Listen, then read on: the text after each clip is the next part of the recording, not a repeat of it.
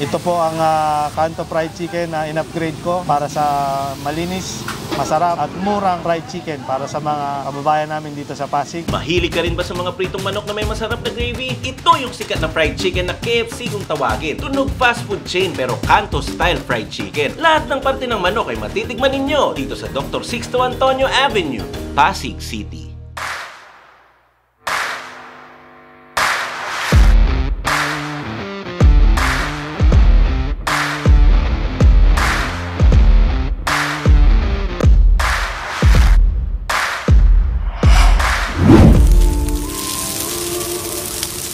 Ako po si Michael Alvis, ang may-ari ng JB Fried Chicken or Juicy and Best Fried Chicken na nagsimula noong pandemic, magtatatlong taon pa lang po kami. Isa po akong dating OFW, isang seaman at tumigil na sa pagsisiman para magnegosyo. Ito po ang Kanto Fried Chicken na in-upgrade ko para sa malinis, masarap at murang fried chicken para sa mga kababayan namin dito sa Pasig na nagsimula din ako nung pandemic. Ang mga Pilipino kasi mahilig sa manok eh. Diba? Kaya sikat tayong food chain, kilalang kilala sa manok. At saka napaka-easy at napakadali na business ang fried chicken. Prito lang, hindi mo na kailangan siyang pag-ukulan ng mahabang panahon. Pag sinabi kasing fried chicken, fast food chain agad ang nasa isip natin. Ultimo acronym kasi nito na KFC, Kentucky agad ang unang iisipin. Pero sa mga pagkain kalye, particular sa street food, kilala to bilang Kanto Fried Chicken. Kaya naman isang dating seaman na OFW ang walang atubiling sumubok na magnegosyo at magprito nitong patok na manok. Usap-usapang mabilis daw itong sumikat at tinumog kaya dito sa Pasig ay talagang sold out at kinukuyog. Pero teka, easy at awat muna. Masyado na yata tayong napa-fast forward. Balikan muna natin at alamin kung paano nga ba nagsimula ang alamat ng JB Fried Chicken. Nung pandemic, nag-umpisa kami online. Nakaka-5, 6, 10, pinakamarami sa isang araw. Umpisa kami sa Facebook at food delivery. So after 4 months, nakakita kami ng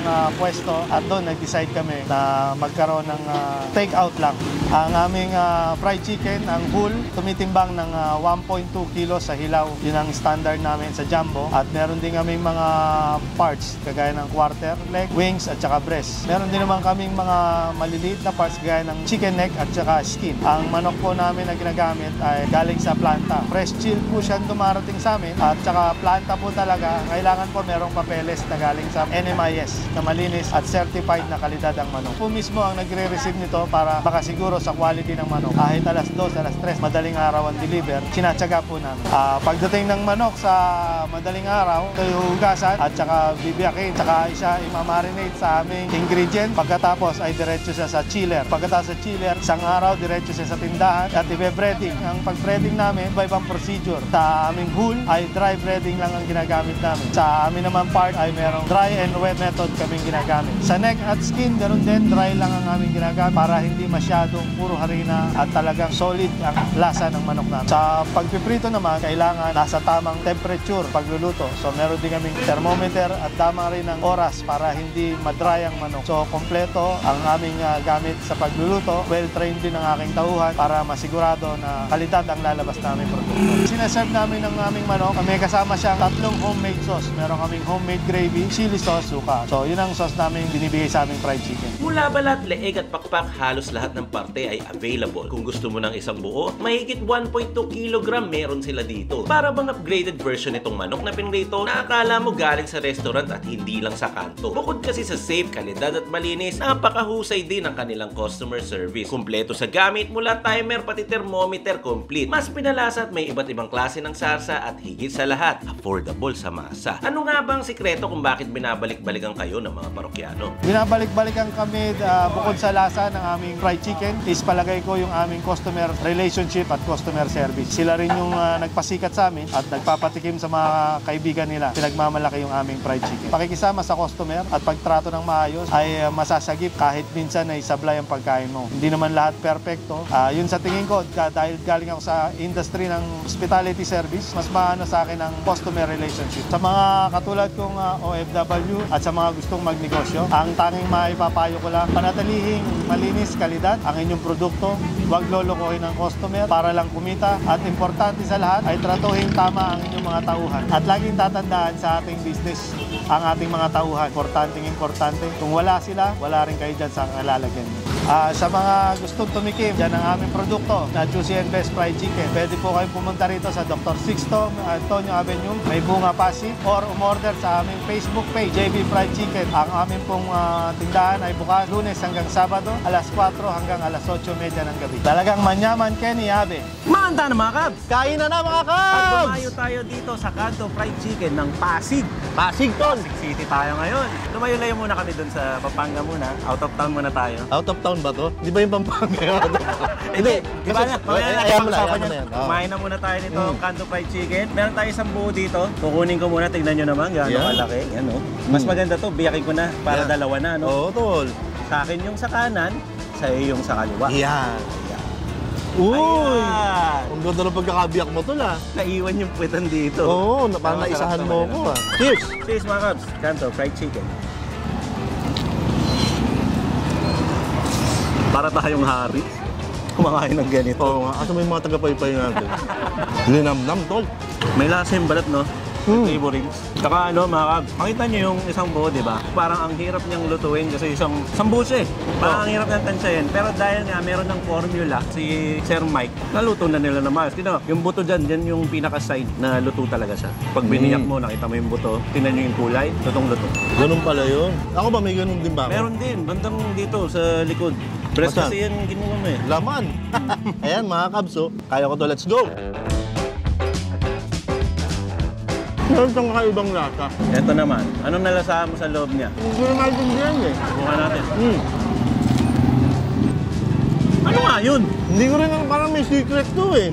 Yun yata yung nalalasahan namin mga feeling ko pinaghalo-halo sa ng mga powder, gano'n. Ginagalo yung mga powder. No, herbs and spices to. Ayun. Alam mo naman ang mga Canto Fried Chicken. Baliktad eh. Usually yung mga nagtitinda ng fried chicken sa mga resto, sa ibang mga kainan, ibang-iba yung version kapag Canto Fried Chicken. Kasi kapag Canto Fried Chicken, sabi nila, mas pinapalasa nila. Sigurado yan, meron yan iba-ibang sauce. Usually dalawa o tatlo. Yung sarsa or gravy, tsaka suka. Dito, sa JB Fried Chicken, meron silang suka na homemade, meron silang homemade na chili paste, meron din silang homemade na gravy. Meron niyang kakaibang ino-offer itong hindi ko talaga maintindihan kung bahala kayo dyan. Meron tayong kanin dito, paalala lang mga kabs, no? Take out kanin ba? lang talaga, oo. Kanin ba? Ilagay sa plastic. Kasi pang take out lang talaga dito. Eh tayo naman eh, kapag pumunta tayo sa lugar, siyempre, sinusubukan natin na makain natin siya dito mismo. Oo. Nakakainan. Kung paano nila ino-offer. Bumili Diba? tayong kanin dito at nangiram na lang din tayo plato at si Mayor pa magugas pagkatapos. Bakit ako? Ang kanin nila. Wala man siguro 20 pesos to. 12, tol. 12. At bukod pala dito, meron din silang balat ng manok. Crispy din yung texture mga kabs. Sasawsaw natin sa homemade nila na suka. Ayan. Sabayan kita dyan, tol. Suka, ako naman sa gravy. Yan. Cheers! Cheers. Lutong na lutong. Ang ganda nga ng lutong niya. Hindi ko alam kung naririnig mga kabs, pero ano to? Okay na. Alam ko, medyo lumipas na ng 30 minutes or isang oras nung niluto yan na nakita ko. Bago natin yan natin. Malutong pa rin. Okay ka. Samantalahin ko na, sunod-sunod na to. O, siyempre. Ito yung leg ng manok, tinitinda nila rin yan ng retail. Kasi bukod sa malalaki, meron din mga retail. Balihin natin sa gitna, tapos doon tayo sa chili paste nila o chili sauce. Masarap yung chili paste, manamis-namis. Hindi mo mararamdaman yung anghang tol. Sausaw ko sa chili paste. Ganito kumain ng leeg.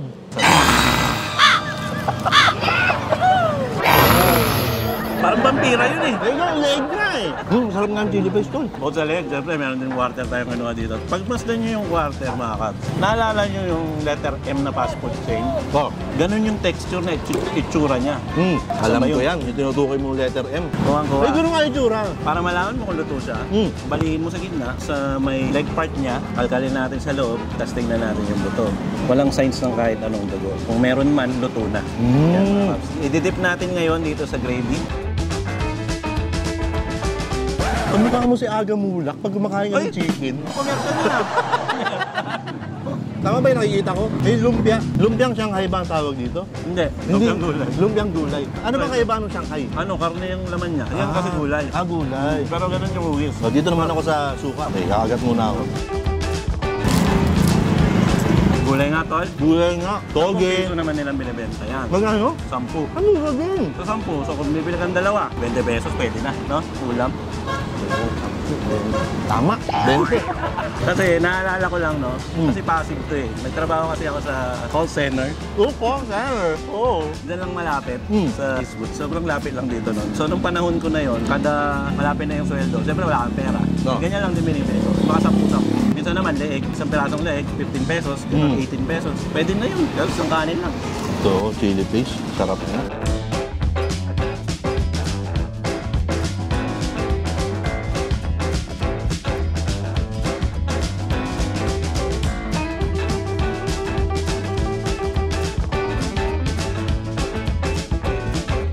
Ano to? May sabihin ka ba? Galit eh, no? JNB talaga. JB. JNB. Juicy and best. Pag tinignan mo kasi yung laman, talaga naman juicy. Nasa tamang temperature talaga yung pagkakaluto. Kasi pag binuksan mo yung manok mismo, yung laman, makikita mo, mamasa-masa pa siya. Hindi siya dry. Kasi pag sumobra ka, tendency na nagda-dry. Ako tol, kung napapansin mo, hindi ako masyado nagsasaw-saw. Kasi parang para sa akin, hindi na kailangan ng gravy ang chicken ng JB.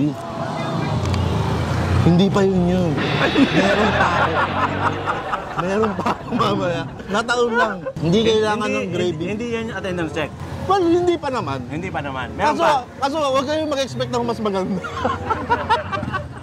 I-suggest natin kay Kuya, gawin niyang slogan yun. Hindi kailangan ng gravy ng JB. Yeah. Hindi kailangan ng gravy Kasi ng malasa JB. na. Ito, kahit yung mismong manok lang, okay na okay ka May na. point ka naman. Oo. Kaya hindi na rin ako masyado nagsasawsaw. Yeah. Pwede, mga... Tapos tol, napansin mo ba? Napansin ko ba? Ano? Yung mga bumibili rito tol, karamihan sa kanila. Kinukulat mo kayo. Karamihan sa kanila tol, mga nakamotor. Talagang ibig sabihin, ganun kabilis ang serving. Ito, nakabike yung nasa ito. Pinahiya ako niyan. Hindi, pero ibig sabihin lang nun tol, ganun kabilis ang pagsaserve nila. Hindi mo na nga halos kailangan mag-park ng matagal. Oo. Nga pala, mga kaps, paalala lang. Mga kaps natin nakasasakyan. Daanan kasi itong nasa side namin. So, hindi talaga kayo pwede mag-park dito. Kami, panandalian lang nag-park dito sa may gas station. Kung magti-take out ka lang naman, hindi ka naman magtatagal. So, standby ka lang dun sa gas station. Huwag naman matagal. Tama. Saglitan nyo lang. Tsaka mabilis naman talaga silang magbigay ng order. Dito po to sa Dr. Sixto Avenue, may bunga, Pasig City. Pag pupunta ka lang dentista, may bungi. Talagang tinatao raw ito pagka oras na ng bago maghapunan. Mga alas 5, alas 6, dagsa ang mga tao rito. So nga pala, 4 PM po. 4 PM pa lang po ito nagbubukas, no? Kasi mga kaps natin, baka gusto rin i-try at pumunta ng alas 2, sarado po sila. No? Punta mo yung mga malalaking manok na nakapila dun sa harap. Parang naghihintay lang sila ng turn nila para sila naman mabenta. Oo. Tapos tol, natuwa pa ako nung pinanonood yung habang niluluto yung mga manok. Akala mo mga synchronized swimmers.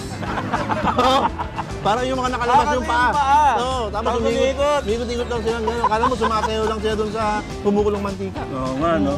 Yan ang kanto fried chicken dito sa Pasig. Kaya nga, pwede kong sabihin tol, manok, di ba? Oo. Patok na patok ang manok sa JB.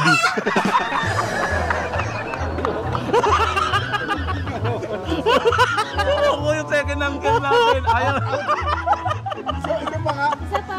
Manok manok, di ba? Oo. Patok na patok ang manok sa JB. Attendance check mga kaps kung nandito pa kayo hanggang ngayon at natiis nyo itong nagawa natin. Comment nyo sa baba ang sasabihin ni Mayor. Patok na patok ang manok sa JB. Kaya ko pa ba ituloy ito? Kaya mo yan, tol. Wala naman. Si Jumbo nga ayaw ni. Huwag kang susuko. Napatok ang manok sa JB. Yeah. Attendance check mga Attendance check yan. Iwan nyo dyan sa baba. Ibig sabihin umabot kayo sa part na to at nakikita namin yon. At dahil nga masarap ang manok dito at patok na patok ang manok sa JB, lalagyan natin ang sticker mga kaps. Ang manyaman Kenny. Hindi manyaman Kenny. Lagyan natin sa harap. Lagyan din natin sa tayo. Yun lang. Kala ko dahil mo paglalagyan. Sumobra naman. Ayan. Sa dami. Try nyo mga kaps. Dito yan. May bunga. Dito sa Dr. Sixto Avenue. Pasig City, syempre. Medyo malapit lang din sa Chendesitas. Malapit sa Rosario. Malapit sa Dental Care. Tapat ng Blue Gate. Tabi ng Seoul Gas Station. Nandun kami nag-park. Shoutout po sa inyo.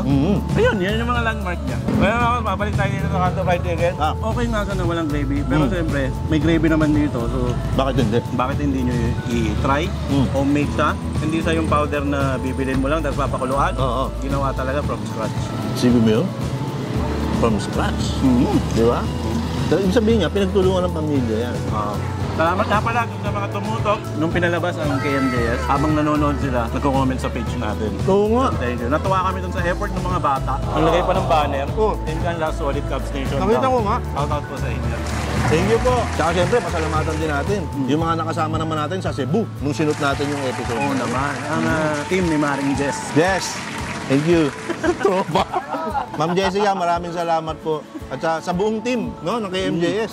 Maraming salamat po sa inyo. Thank you po na pinalipad nyo ang team ng Team Canlas. Oo, tama yan. Halos ang hirap ubusin, no? Kasi bundok ng manok. Uy, climbing ka rin ah. Pero iuwi namin to. Thank you very much kay Kuya Mike sa pagsalubong sa amin dito kanina. Oo. Pero hindi namin alam saan kami magpa-park. Siya po yung may-ari. Thank you very much po sa Ay, time. tol, may habol ko lang. Pinagmamalaki daw itong manok na ito. Hindi naman nakapagtatakang ipagmalaki siya. Kasi malaki talaga. Tapos ito yung fried chicken na pride ng lugar na ito. Di ba? Kasi talagang dito galing ito eh. Hindi ito in-import lang eh. Tama. Oo, talagang nag-originate ito dito. Totoo po yun. Yung sambo niya, malaki siya. Malaki talaga. Bigat din. Sabi nga ni Kuya, nasa 1.2 daw to eh. Then, yung hindi pa naluto, Oo. yung kakakatay pa lang, 1.2, wala na pong laman loob yung lahat. Mm. 1.2, mabigat yun kung tutusin. So Tama. usually dapat 0.7, 0.8, usually ganun. ganun. Ito 1.2. Well, thank you very much po sa pamilya, sa mag-asawa po, Kuya Mike and family, sa mga staff, sa lahat ng tumulong sa pag-shoot ng video na to. Thank you din sa mga taong sumusuporta dito sa JB Fried Chicken. Tsaka kay Doggy, na binabantayan tayo. Bigyan natin ng oy, laman lang. Leg. Huwag, baka matinik. Ayan. So, laman Oh, lang, laman, tsaka laman. balat. Ayan. Yun, thank you. Sana nag-enjoy kayong lahat. Kita-kits tayo sa susunod na mga food tripan natin. Saan kaya kami susunod na pupunta? Ba't parang naging kabayo yung sound mo? Ito yun. Ah, Scooby-Doo! Oo, tama.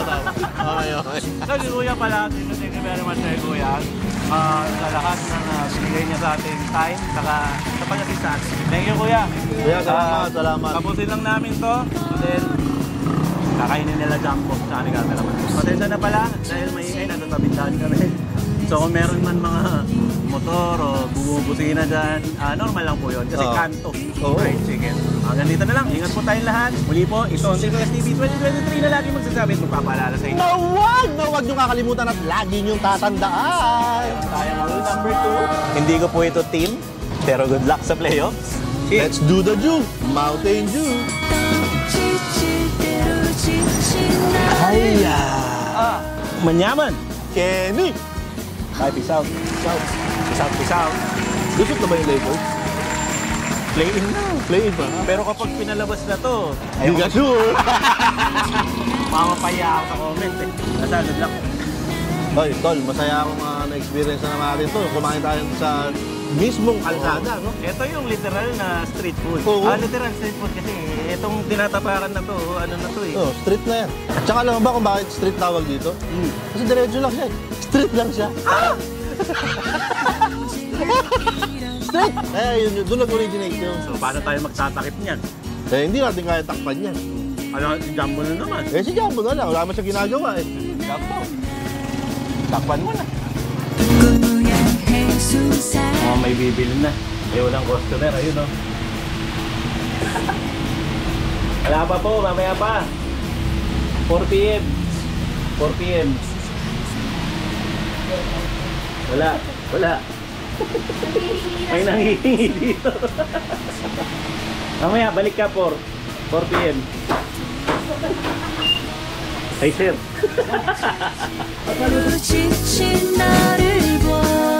Good morning mga Cubs! Vlog sa Manila. So pag may vlogs tayo sa Manila, dito tayo tumutuloy sa Builders. So sila Mayor, umuwi muna kasi taga dito lang naman sila sa Valenzuela. Ito yung kitchen namin. Dito naman ang kape, coffee station. On to the next vlog mga Cubs. Abangan nyo yung susunod na episode. Let's go! Juicy and best JB Fried Chicken. Dito yan, again, dito sa Pasig. Ito yung Dr. Sixto. Tama ba? Dr. Sixto. May bunga, Pasig City. Yung haba ng pila doon, no? Naku, may patikot po dun, sir. Kaya pala busy ka kanina. Ayun na, kaya, sir. Salamat po. Sir, thank you very much dito. Salamat din sa time. Abangan nyo to. Ang video. Sige po, sir. Okay. Shoutout po sa mga cams natin dito sa Pasig. Opo, magandang lang din po. Shoutout po sa mga taga-Pasig. Ano to, kasama ko yung mga idol natin. Thank you po. Ingat po kayo. Nice meeting you. Salamat po. Sige po. Sa